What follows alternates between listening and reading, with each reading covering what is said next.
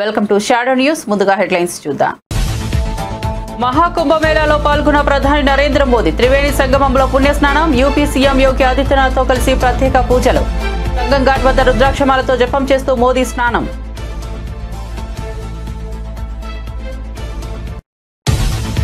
ఆంధ్రప్రదేశ్ ప్రభుత్వం కీలక నిర్ణయం. ఇకపై ప్రభుత్వ ఉత్తర్వులు తెలుగు భాషలో కూడా. ప్రతి జీవో మొదట ఇంగ్లీష్లో విడుదల, ఆ తర్వాత 2 రోజుల్లోపు అదే జీవోలు తెలుగు భాషలో జారీ.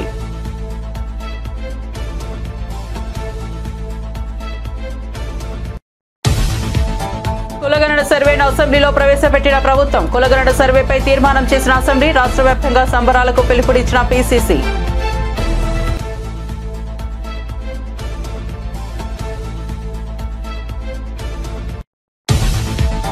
బీసీ డిక్లరేషన్ పేరిట కాంగ్రెస్ సర్కార్ పూర్తిగా అబద్దాలను ప్రచారం చేసిందన్న కేటీఆర్. నిన్నటి అసెంబ్లీ సమావేశం తెలంగాణ ప్రజలకు 2 విషయాలు స్పష్టం చేసింది. పూర్తిగా విఫలమైందన్న ప్రభుత్వానికి దేనిపై కూడా స్పష్టత లేదని వెల్లడి. క్యాన్సర్ తో చాలా మంది చనిపోతున్నారు. సరైన అవగాహన కల్పించాలన్న మంత్రి సత్యకుమార్. ప్రపంచవ్యాప్తంగా క్యాన్సర్ పెను సవాలును మారిందని వెల్లడి. సినీ నటులు క్యాన్సర్ అవగాహన కార్యక్రమంలో పాల్గొనాలని పిలుపు.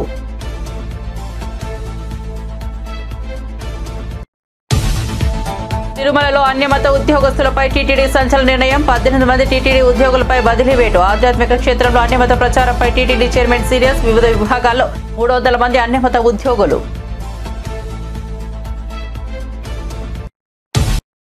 ఇక వార్త వివరాల్లోకి వెళ్తే, ప్రధాని నరేంద్ర మోదీ మహాకుంభమేళాలో పాల్గొన్నారు. త్రివేణి సంగమంలో పుణ్యస్నానం ఆచరించారు. ఉదయం ప్రయాగ్రాజ్ కు చేరుకున్న ప్రధాని యూపీ సీఎం యోగి ఆదిత్యనాథ్తో కలిసి త్రివేణి సంగమానికి వెళ్లారు. అరైల్ ఘాట్ నుంచి బోటులో సంగం ఘాట్ కు చేరుకున్నారు. ఆ సమయంలో ప్రధానమంత్రి మహాకుంభమేళా ప్రాంతం గురించి సీఎం యోగి నుంచి సమాచారాన్ని తెలుసుకున్నారు. ఆ తర్వాత సంగం ఘాట్ వద్ద ప్రత్యేక పూజలు నిర్వహించారు. ఆ క్రమంలో ప్రధాని మోదీ చేతిలో రుద్రాక్ష జపమాల పట్టుకుని మంత్రాలు జపిస్తూ సంగమంలో స్నానం ఆచరించారు.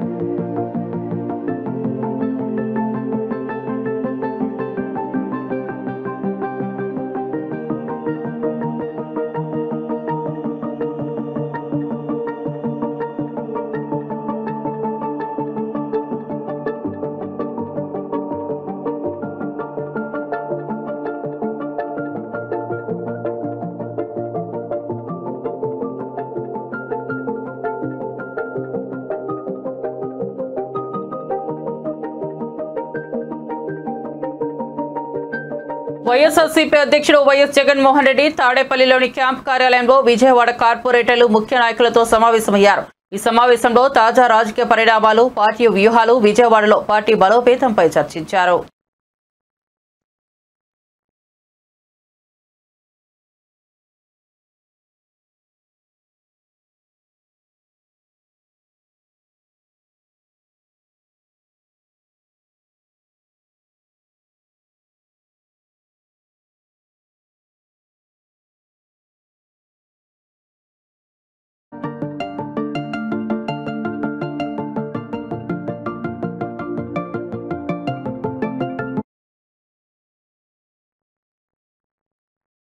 నిన్నటి అసెంబ్లీ సమావేశం తెలంగాణ ప్రజలకు 2 విషయాలు స్పష్టం చేసిందంటూ BRS working president KTR tweet చేశారు. ఏడాది కాలంగా పూర్తిగా విఫలమవుతున్న ప్రభుత్వానికి దేనిపై కూడా స్పష్టత లేదని ఆయన విమర్శించారు.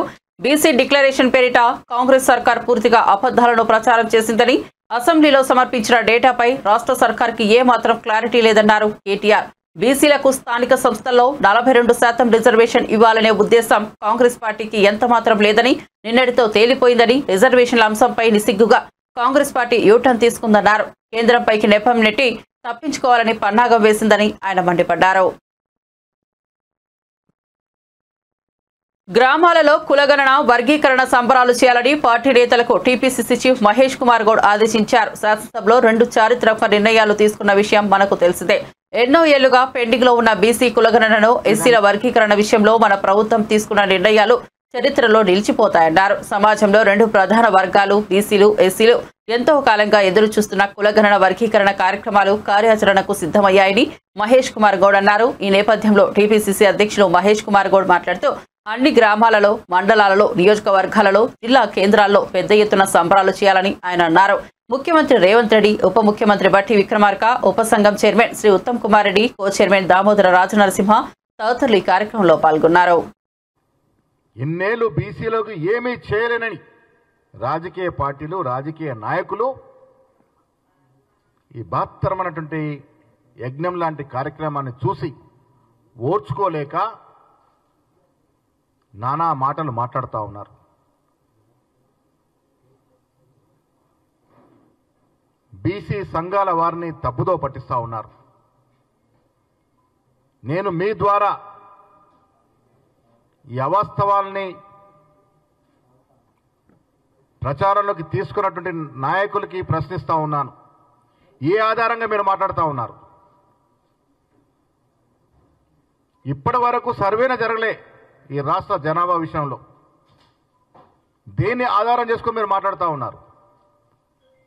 ఊహాజనిత సంఖ్యలతో పోల్చుకుంటూ మీరు మాట్లాడుతూ ఉన్నారు. మేము గట్టిగా చెప్తా ఉన్నాము, ఇది అధికారిక శాస్త్రీయబద్ధంగా జరిగిన సర్వే. నేను ఈ రాష్ట్రంలో ఉన్న బీసీ సంఘాలకి, బీసీ నాయకులకు చెప్తా ఉన్నాను, రాజకీయ నాయకులు ఉచ్చులో పడొద్దు మీరు. ఇది మొదటిసారిగా కాంగ్రెస్ పార్టీ సాహసోపేతంగా తీసుకున్న నిర్ణయం. ఇది మన జనాభా శాతం అధికారికంగా వ్యక్తపరిచిన సందర్భం. ఇది దీన్ని సద్వినియోగం చేసుకోవాల్సింది పోయి అసలు ఏమీ ఇయ్యలేని రాజకీయ పార్టీలు, ఇన్నాళ్ళు బీసీని అనగదొక్కిన రాజకీయ పార్టీలు, బీసీలంటే పడక బీసీని సర్వనాశనం చేసినటువంటి రాజకీయ నాయకులు మాట్లాడుతూ ఉంటే మీరు ఆ ఉచ్చులో పడద్దని విజ్ఞప్తి చేస్తూ ఉన్నాను. పొంతలనేని సంఖ్యలు తీసుకొచ్చి మాట్లాడుతూ ఉన్నారు. ఏ ఆధారంగా మాట్లాడుతూ ఉన్నారు మీరు? ఏముంది మీ దగ్గర ఆధారం? మా దగ్గర ఆధారాలు ఉన్నాయి. స్పష్టంగా, జాగ్రత్తగా దాదాపు 1,00,000 మంది పైగా ఎమ్యూనినేటర్స్తో రోజుకు 8 నుంచి 10 ఇళ్ళు మాత్రమే సర్వే చేసి పకడ్బందీగా ఈ వాస్తవాల్ని పొందుపరచడం జరిగింది. ఏవో మాటలు చెప్పి దీన్ని నీరుగార్చే ప్రయత్నం ఏదైతే చేస్తూ ఉన్నారో దీన్ని మేము ఖండిస్తూ ఉన్నాం. ఇదివరకు ఎడారిలో ఉన్నాం మనం. బిందెడు నీళ్లు దొరికితే జాగ్రత్తగా కాపాడుకుంటూ పోయి దాన్ని తలదన్నే విధంగా వివరించకూడదని నేను మా బీసీ మిత్రులకు విజ్ఞప్తి చేస్తూ ఉన్నాను. ఇది ఒక చక్కటి అవకాశం. ఇది రాహుల్ గాంధీ గారి పుణ్యమాని వచ్చినటువంటి అవకాశం.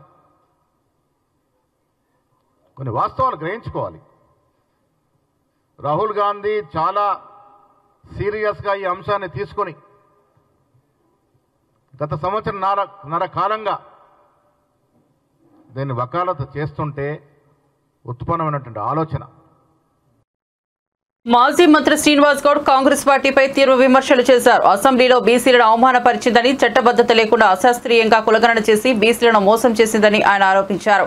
రాబోయే రోజుల్లో బీసీలు కాంగ్రెస్ పార్టీకి తగిన బుద్ధి చెబుతారని ఆయన అన్నారు. కాంగ్రెస్ ప్రభుత్వం నిన్న అసెంబ్లీ సమావేశాలు ఏర్పాటు చేసి బీసీలను కేవలం బీసీలను అవమానపరచడానికే అసెంబ్లీ సమావేశాలు పెట్టినట్లు కనిపిస్తూ ఉంది. అంటే అసెంబ్లీ వేదికగా ఇదిగో మీ జనాభాకి ఇంత ఉంది, మీరు 60-62 అంటున్నారు, మీరు చాలా తక్కువ ఉంది అని చెప్పి బీసీల ఇజ్జత్ తీయడానికి పెట్టినటువంటి సమావేశం తప్ప వేరే ఏం లేదు. నిజంగా చిత్తశుద్ధి ఉంటే 7 తారీఖు నాడు పెడుతున్నది 5 నుంచి 4 కేబినెట్ సమావేశం కూడా అక్కడనే బీసీ జనగణన మీద జనగణమన వినిపించి వాయిదా పెట్టి జాతీయ గీతాన్ని వినిపించిండ్రు, వాయిదా పడేసిండ్రు. 11 నుంచి 2 గంటల వరకు క్యాబినెట్లో చర్చించిండ్రు. మరి క్యాబినెట్లో 11 నుంచి 2 గంటల వరకు చర్చిస్తే శాసనసభ్యులు ఎట్లా ప్రిపేర్ కావాలి? క్యాబినెట్లో ఇచ్చినటువంటి నోట్ను వేలాది పేజీలు అని చెప్తున్నారు మీరు. 1000 పేజీలు చదువుకోవాలంటే సభ్యులకు సమయం ఉండాలా లేదా? అంటే కేవలం ఏంటంటే మా సంఖ్యను చూపించి ఇగో మీరు ఇంత అని అవమానపరచడానికి, బీసీలను అవమానపరచడానికి పెట్టినటువంటి సమావేశం తప్ప ఇది వేరేం లేదు. చాలా మంది ఈ చరిత్రలో గొప్ప రోజు అంటారు. కాదు, బడుగు బలహీన వర్గాల వాళ్లకు చరిత్రలో చెరిగిపోయినటువంటి ముద్ర అవమానం చేసినటువంటి రోజు ఆ రోజు, నిన్నటి రోజు అనేది. ఎక్కడ కూడా 42% చట్టబద్ధత కల్పిస్తున్నట్టు తీర్మానం కూడా చేయలేదు. అసెంబ్లీ పెట్టినప్పుడు అసెంబ్లీలో తీర్మానం చేయాలి కదా, క్యాబినెట్ లో తీర్మానం చేయాలి కదా. 42% ఎలక్షన్ మేనిఫెస్టో ప్రకారం రిజర్వేషన్ ఇస్తున్నామని చెప్పి క్యాబినెట్ తీర్మానం చేయలేదు, అసెంబ్లీలో తీర్మానం చేయలేదు. దానికి చట్టబద్ధత కలిగించడానికి ఎలాంటి చర్యలు చేపట్టలేదు. కేవలం తూతు మంత్రంగా సమావేశం ఏర్పాటు చేసి ఎస్సీ వర్గీకరణ విషయంలో కూడా కొత్తగా చేసింది ఏమిటి? సుప్రీంకోర్టు ఇచ్చిన తీర్పును అమలు చేస్తున్నారు. సుప్రీంకోర్టు ఇచ్చిన తీర్పు అమలు చేయకపోతే ఖచ్చితంగా మా నాయకులు మళ్ళీ కోర్టుకు వెళ్తారు, కంటెంప్ట్ పోతారు, కొట్లాడతారు. ప్రభుత్వం ఇచ్చిన పిచ్చ కాదు అది, సుప్రీంకోర్టు ఇచ్చినటువంటిది తీర్పు, న్యాయమైనటువంటి డిమాండ్ అనేది సుప్రీంకోర్టు తీర్పు పైన కొత్తగా చేసింది ఏం లేదు. వీళ్ళు కొత్త ఏదో సృష్టించినట్లు ఏదో ఇచ్చినట్లు సమావేశం పెట్టి ఇంత అడావడిగా వీళ్ళకు బీసీలకు ఎస్సీలకు ఇంత మేలు చేస్తున్నాం అనే రీతిలో కనిపించడానికి కనిపిస్తుంది తప్ప వేరే ఏం లేదు. చిత్తశుద్ధి లేదు. తమిళనాడు తరహా రిజర్వేషన్ కావాలంటే తమిళనాడు తరహా, తమిళనాడు ఎట్లా చేసిందని అధ్యయనం చేసిండ్రా? తమిళనాడులో 50% మించి, ఇప్పుడు 42% అంటే ఖచ్చితంగా 50% మించి ఉంటుంది. 50% మించి రిజర్వేషన్ ఇవ్వాలంటే దానికి కావాల్సినటువంటి న్యాయపరమైన చిక్కుల గురించి ఆలోచన చేసిండ్రా? క్యాబినెట్లో చర్చించిండ్రా? ఒకవేళ అలాంటి అంశం వచ్చినప్పుడు దాన్ని ఛేదించడానికి ఏవైనా మార్గాలు అన్వేషించిండ్రా? ఎలాంటి చట్టబద్ధత తీసుకురాకుండా, అసెంబ్లీ తీర్మానాలు చేయకుండా, చర్చించకుండా, అఖిలపక్షం యొక్క సమావేశాన్ని ఏర్పాటు చేయకుండా, రేపు అవసరం అనుకుంటే సవరణ చేయాలనుకున్నప్పుడు మరి కేంద్రంతోనే ఎట్లా వ్యూహం అందించాలని చెప్పి ఆ భారతీయ జనతా పార్టీతో అవలంబించిన తీరు కానీ అఖిలపక్ష మీటింగ్ ఏది చేయకుండా కేవలం ఇగో మీకు ఇవ్వాలని అసెంబ్లీలో పెట్టినాము, అసెంబ్లీలో పెట్టి కోర్టుకు పోయిండో లేకపోతే సుప్రీంకోర్టుకు పోయిండో. ప్రపంచవ్యాప్తంగా క్యాన్సర్ వ్యాప్తి పెను సవాల్గా మారిందని వైద్యారోగ్య శాఖ మంత్రి సత్యకుమార్ యాదవ్ అన్నారు. ఇప్పటి వరకు 17.5% క్యాన్సర్ కారణంగా మరణిస్తున్నారని తెలిపారు. 9% మరణాలు క్యాన్సర్ వల్ల ఆంధ్రప్రదేశ్ రాష్ట్రంలో జరుగుతున్నాయి. ప్రజలకు సరైన అవగాహన లోపం, సరైన టైంలో చికిత్స లేకపోవడంతో మరణాలు కొనసాగుతున్నాయన్నారు. క్యాన్సర్ రోగానికి చికిత్స పొందితే నయమవుతాయన్నారు. కేంద్ర రాష్ట్ర ప్రభుత్వాలు క్యాన్సర్ బాధితులను ఆదుకోవడానికి పెద్ద ఎత్తున చర్యలు తీసుకున్నామని మంత్రి సత్యకుమార్ యాదవ్ పేర్కొన్నారు. ఈ క్యాన్సర్ పైన మహిళల్లో ప్రధానంగా అవగాహన కల్పించడం కోసం సమయం ఇవ్వాల్సిందిగా కోరినప్పుడు వారు క్యాన్సర్ సర్వైవర్ కాబట్టి వెంటనే తను అనుభవించిన బాధని తెలియజేస్తూ ఖచ్చితంగా ఆంధ్రప్రదేశ్ ప్రభుత్వం వైద్య ఆరోగ్య శాఖతో కలిసి క్యాన్సర్ అవగాహన కార్యక్రమంలో పాలు పంచుకుంటానని వారు చెప్పడం జరిగింది. ఈ సందర్భంగా వారికి నేను ప్రత్యేకంగా ధన్యవాదాలు తెలియజేస్తున్నాను. అయితే ఇవాళ క్యాన్సర్ గురించి ప్రపంచమంతా అతలాకుతలం అవుతుంటే ప్రత్యేకంగా ఆంధ్రప్రదేశ్లో కూడా ఏటా 70,000 మంది క్యాన్సర్ బారిన పడుతున్న కొన్ని అంచనాల ప్రకారం ICMR కానీ వరల్డ్ హెల్త్ ఆర్గనైజేషన్ ప్రకారం కానీ దాంట్లో 40 నుంచి 42,000 మంది సగటున ప్రాణాలు కోల్పోతున్నారు. ఇంతటి ప్రమాదకరంగా మారిన క్యాన్సర్ని నియంత్రించాల్సిన అవసరం ఉంది. నివారణ చర్యలు తీసుకోవాల్సి ఉంది. కొద్దిగా ఆహారపు అలవాట్లు మార్చుకోవాలి.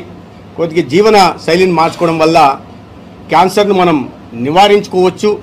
లేదా ముందస్తు పరీక్షలు చేయడం వల్ల వాటిని ప్రాథమిక దశలోనే గుర్తించి పూర్తిగా నయం చేసుకోవచ్చు అనే విషయాన్ని ఇవాళ నేను క్యాన్సర్ దినం సందర్భంగా ప్రజలందరికీ కూడా తెలియజేస్తున్నాను. వాళ్ళ కేంద్ర ప్రభుత్వం మీకు సర్వైకల్ క్యాన్సర్ కోసం యుక్త వయసులో ఉన్న అమ్మాయిలకి HPV వ్యాక్సిన్ ఇచ్చే ప్రయత్నం చేస్తూ ఉంది. అదేవిధంగా 200 బడ్జెట్లో రాబోయే 3 సంవత్సరాల్లో ప్రతి జిల్లాకి ఒక క్యాన్సర్ డే కేర్ సెంటర్ని ఏర్పాటు చేయాలని కూడా ప్రయత్నం చేస్తూ ఉంది. ఈ సంవత్సరంలోనే 200 క్యాన్సర్ డే కేర్ సెంటర్లను కూడా ఏర్పాటు చేయాలని బడ్జెట్లో ప్రతిపాదన చేసింది. ఇంత పెద్ద ఎత్తున కేంద్ర రాష్ట్ర ప్రభుత్వాలు క్యాన్సర్ నివారణ కోసం పరీక్షల కోసం ప్రయత్నం చేస్తుంటే ప్రజలు కూడా భాగస్వాములు కావాల్సిన అవసరం ఉంది. గత 10 సంవత్సరాల్లో కేంద్రంలో నరేంద్ర మోడీ గారి నాయకత్వంలో ఎన్డీఏ ప్రభుత్వం వచ్చినప్పటి నుంచి వైద్యం మీద ప్రత్యేకంగా దృష్టి పెట్టిన విషయాన్ని దేశ ప్రజలు గమనించాల్సిన అవసరం ఉంది.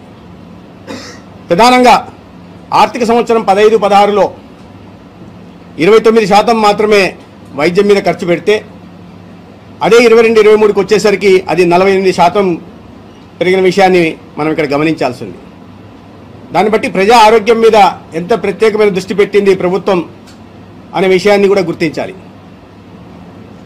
2022-23లో స్థూల జాతీయోత్పత్తిలో జీడిపిలో 3.8% కేంద్రం రాష్ట్ర ప్రభుత్వాలు ఖర్చు పెట్టాయి.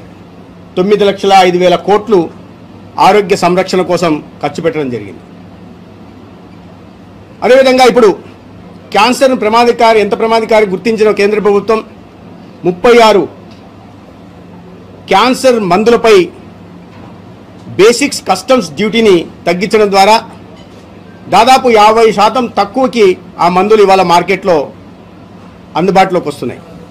అదేవిధంగా 3 ప్రధాన మందుల్లో కూడా జీఎస్టీ. ఆంధ్రప్రదేశ్ ప్రభుత్వం కీలక నిర్ణయం తీసుకుంది. ఇకపై ప్రభుత్వ ఉత్తర్వులు తెలుగు భాషలో కూడా జారీ చేయనుంది. గత నెలలోనే ఈ ప్రక్రియను ప్రారంభించాలని ప్రభుత్వం నిర్ణయించగా కొన్ని సాంకేతిక కారణాల వల్ల ఆలస్యమైంది. ప్రస్తుతం ఈ ప్రక్రియను హోంశాఖ ప్రారంభించింది. తొలిసారిగా ఒక ఖైదీ ఫెరోల్కు సంబంధించిన జీవోను తెలుగు భాషలో విడుదల చేశారు. ఆంధ్రప్రదేశ్ ప్రభుత్వం తీసుకున్న ఈ నిర్ణయం స్థానిక ప్రజల కోసం కీలకమైన చర్యగా భావిస్తున్నారు. ప్రతి జీవో మొదట ఇంగ్లీష్లో విడుదల కానుంది. ఆ తర్వాత 2 రోజుల్లోపు అదే జీవోను తెలుగు భాషలో జారీ చేస్తారు. ఈ విధానం ద్వారా ప్రభుత్వ నిర్ణయాలు, ఉత్తర్వులు ప్రజలకు సులభంగా అందుబాటులోకి రానున్నాయి. ప్రభుత్వ ఉత్తర్వులు 2 భాషలో జారీ చేయాలనే ఈ నిర్ణయం ఆంధ్రప్రదేశ్ ప్రజలకు మరింత పారదర్శకతను, భాష పట్ల గౌరవాన్ని అందజేస్తుందని భావిస్తున్నారు. తెలుగు భాషలో ఉత్తర్వుల ప్రక్రియ త్వరితగతిన కొనసాగేందుకు అధికారులు చర్యలు చేపట్టారు. అండర్-19 మహిళల T20 ప్రపంచ కప్ లో రాణించిన క్రికెటర్ గొంగడి త్రిషను తెలంగాణ ముఖ్యమంత్రి రేవంత్ రెడ్డి అభినందించారు. బుధవారం ఆమె సీఎం రేవంత్ ను కలిశారు. ఈ సందర్భంగా త్రిషను శాల్వాతో సీఎం సత్కరించారు. ఆమెకు కోటి నజరానా ప్రకటించారు. భవిష్యత్తులో దేశం తరపున మరింతగా రాణించాలని సీఎం రేవంత్ రెడ్డి ఆకాంక్షించారు.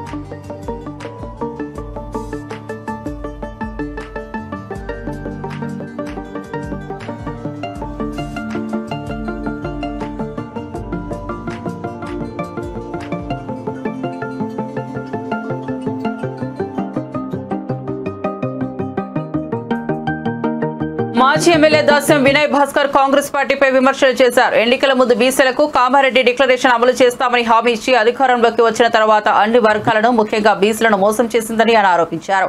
రాబోయే రోజుల్లో బీసీలు కాంగ్రెస్ పార్టీకి తగిన బుద్ధి చెబుతారని అన్నారు. బీసీ కుటుంబాలు అందరూ కూడా కళ్ళు అప్పలించి టీవీల వైపు చూసిండ్రు. గత సంవత్సరం కాంగ్రెస్ ప్రభుత్వం ఎన్నికల సమయంలో 42% స్థానిక సంస్థలలో బీసీలకు రిజర్వేషన్లు కల్పిస్తాం అని చెప్పి, కామారెడ్డి డిక్లరేషన్ అమలు చేస్తామని చెప్పి ప్రభుత్వం వచ్చిన తర్వాత మాట కట్టుబడి ఉంటామని చెప్పి ప్రజలందరూ కూడా భావించారు. కానీ ఈ కాంగ్రెస్ ప్రభుత్వం, ఈ రేవంత్ రెడ్డి ప్రభుత్వం అన్ని వర్గాలను ఏ తీరుగా మోసం చేసిందో గత సంవత్సరం నుంచి అదే తీరుగా మేము బీసీ వర్గాలను కూడా మోసం చేస్తామని చెప్పి తప్పుల తడుకతోని సర్వేలు చేసి ఈ రోజు బీసీల ఆత్మగౌరవం దెబ్బతినే విధంగా ఈ రోజు 2011లో చేసినటువంటి సర్వే ఒక తీరుగా ఉంటది. తెలంగాణ రాష్ట్రం ఏర్పడిన తర్వాత ఆనాటి తెలంగాణ తొలి ముఖ్యమంత్రి కేసీఆర్ గారు 24 గంటల్లో లక్షలాది కుటుంబాలను సమగ్ర కుటుంబ సర్వే పేరిట లెక్కలు తీసి ఈ రోజు ఆ లెక్కలను కూడా తారుమారు చేసి కేవలం బీసీ వర్గాలనే తగ్గించి ఈ రోజు కాకి లెక్కలు చూపెట్టినటువంటి కాంగ్రెస్ ప్రభుత్వానికి రాబోయే రోజులలో బీసీ వర్గాలంతా కూడా ఖచ్చితంగా గుణపాఠం చెప్తాను కూడా ఈ సందర్భంగా తెలియజేస్తున్నాం. మేము చెప్పుడు కాదు, మీ పార్టీ నుంచి గెలిచినటువంటి ఒక ఎమ్మెల్సీయే ఈరోజు ఈ కాపీలన్నీ కూడా తగలబెట్టమంటున్నారు. ఈరోజు బీసీ వర్గాలన్నీ కూడా మీ పార్టీలో ఉన్నటువంటి బీసీ శాసనసభ్యులు కూడా ఆత్మవిమర్శ చేసుకోవాలి. ఈ రోజు బీసీ వర్గాల పక్షాన ఉంటారా, కాకి లెక్కలు చూపెట్టి కాంగ్రెస్ పక్షాన ఉంటారా అన్నది కూడా మరి కాంగ్రెస్ పార్టీలో ఉన్నటువంటి బీసీ ఎమ్మెల్యేలు ఆత్మవిమర్శ చేసుకోవాలని కూడా ఈ సందర్భంగా తెలియజేస్తూ, ఇప్పటికైనా కూడా సరిచేసి ఈరోజు నిన్న మేము అసెంబ్లీలో బిల్ పాస్ చేస్తామని చూసిండ్రు. ఈరోజు మళ్ళా కంటి చూపు చర్యగా ఈరోజు బీసీ వర్గాలను మోసపూరితంగా ఈరోజు మా జనాభాను తక్కువ చేసి ఈరోజు 46% ఉన్నదనో దానికి ఇంకా 10% మైనార్టీలు మరి కలిపి ఈరోజు 46% అని చెప్పి ఈరోజు ఏదో మీరు చేస్తున్నటువంటి కాకి లెక్కలు ప్రజలందరూ కూడా గమనిస్తున్నారు.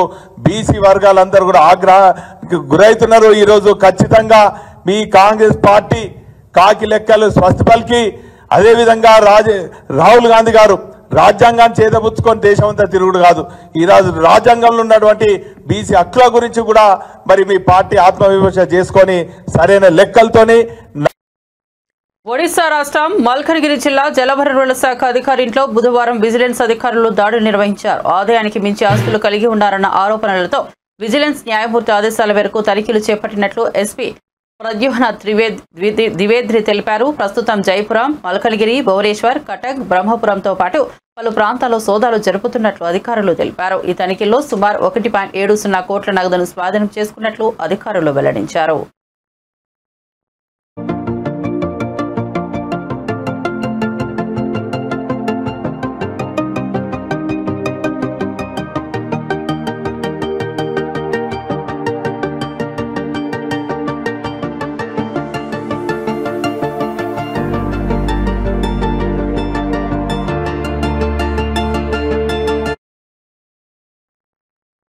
అక్రమ వలసదారులపై కఠిన చర్యలు తీసుకుంటున్న అమెరికా ప్రభుత్వం 205 మంది భారతీయులను బహిష్కరించింది. ఈ భారతీయులు అమెరికా నుంచి ప్రత్యేక విమానంలో తిరిగి వచ్చి అమృత్సర్లో ల్యాండ్ అయ్యారు. గత నెలలో అమెరికా అధ్యక్షుడిగా డొనాల్డ్ ట్రంప్ పదవి బాధ్యతలు స్వీకరించిన తరువాత చట్ట అమలు సంస్థలో వలసదారులపై కఠిన చర్యలు చేపట్టాయి. ఈ చర్యలలో భాగంగా అక్రమంగా నివాసముంటున్న భారతీయులను గుర్తించి బహిష్కరించారు. అమెరికా వలస చట్టాలను ఉల్లంఘించిన వారిపై మరింత కఠినమైన చర్యలు ఉంటాయని అధికారులు తెలిపారు. ఈ నేపథ్యంలో భారత ప్రభుత్వం కూడా ఈ విషయంలో జోక్యం చేసుకుని బహిష్కరించబడిన భారతీయులకు సహాయం అందించాల్సిన అవసరం ఉందని వలస నిపుణులు సూచిస్తున్నారు.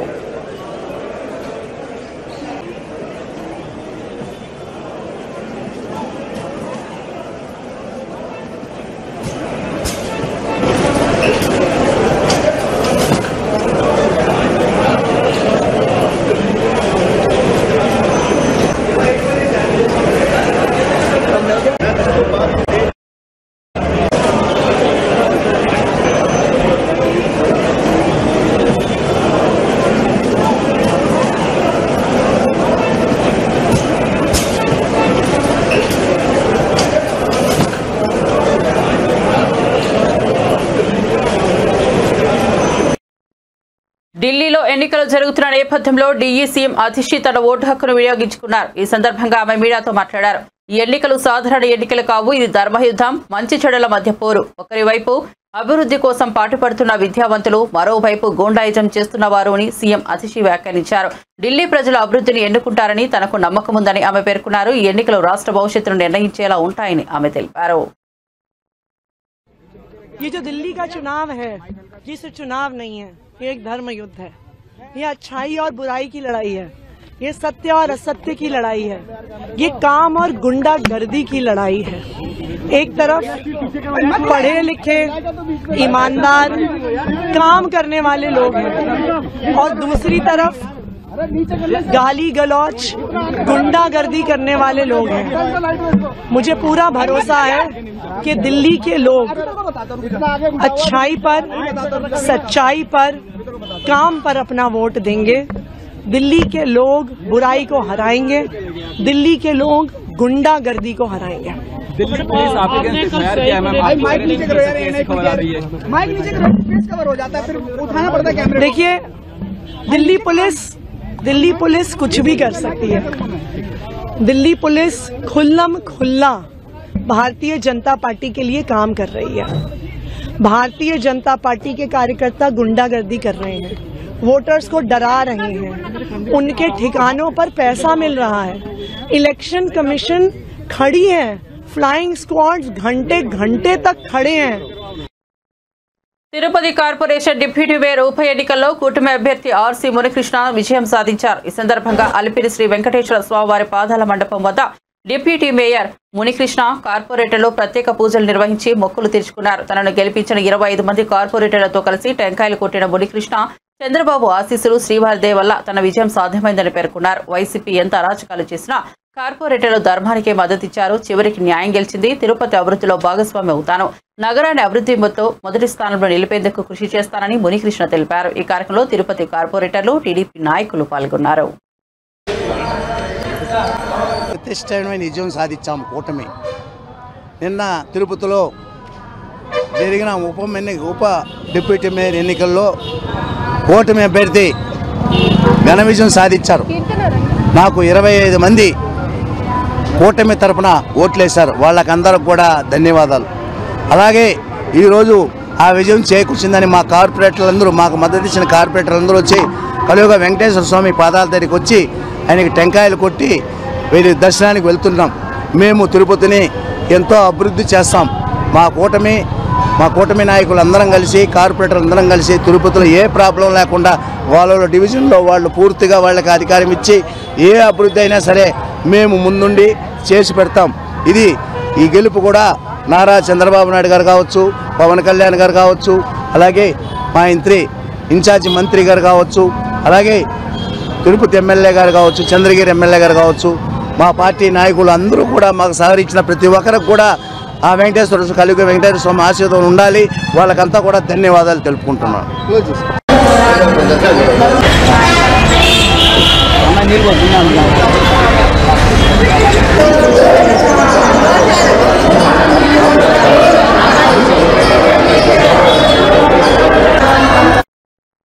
తిరుమల కొండపై అన్యమత ప్రచారం. టీటీడీలో అన్యమత ఉద్యోగస్తుల విషయంలో చైర్మన్ బీఆర్ నాయుడు సీరియస్ గా స్పందించారు. టీటీడీ సంస్థలలో అన్యమత ఉద్యోగులపై బదిలీ వేటు వేశారు.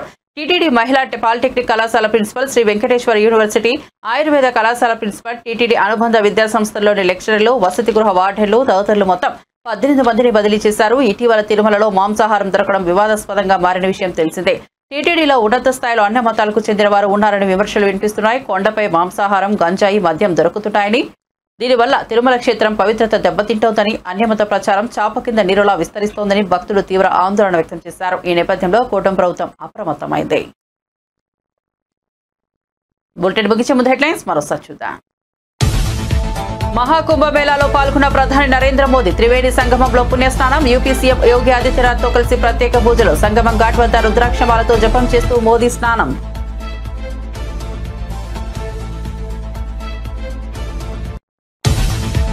ఆంధ్రప్రదేశ్ ప్రభుత్వం కీలక నిర్ణయం. ఇకపై ప్రభుత్వ ఉత్తర్వులు తెలుగు భాషలో కూడా. ప్రతి జీవో మొదటి ఇంగ్లీష్లో విడుదల, ఆ తర్వాత 2 రోజుల్లోపు అదే జీవోను తెలుగు భాషలో జారీ.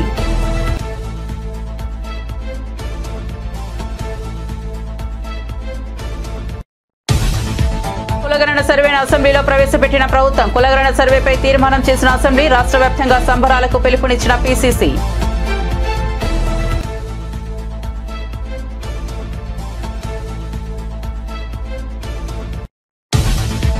బీసీ డిక్లరేషన్ పేరిట కాంగ్రెస్ సర్కార్ పూర్తిగా అబద్దాలు ప్రచారం చేస్తుందన్న కేటీఆర్. నిన్నటి అసెంబ్లీ సమావేశం తెలంగాణ ప్రజలకు 2 విషయాలు స్పష్టం చేసింది. పూర్తిగా విఫలమవుతుందన్న ప్రభుత్వానికి దేనిపై కూడా స్పష్టత లేదని వెల్లడి.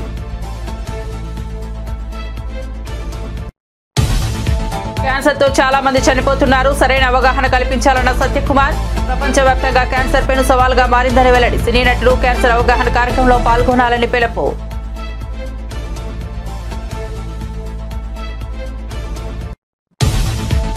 తిరుమలలో అన్యమత ఉద్యోగస్తులపై టీటీడీ సంచలన నిర్ణయం. 18 మంది టీటీడీ ఉద్యోగులపై బదిలీ వేటు. ఆధ్యాత్మిక క్షేత్రంలో అన్యమత ప్రచారంపై టీటీడీ చైర్మన్ సీరియస్. వివిధ విభాగాల్లో 300 మంది అన్యమత ఉద్యోగులు. మరిన్ని అప్డేట్స్ కోసం చూస్తూనే ఉండండి షాడో న్యూస్.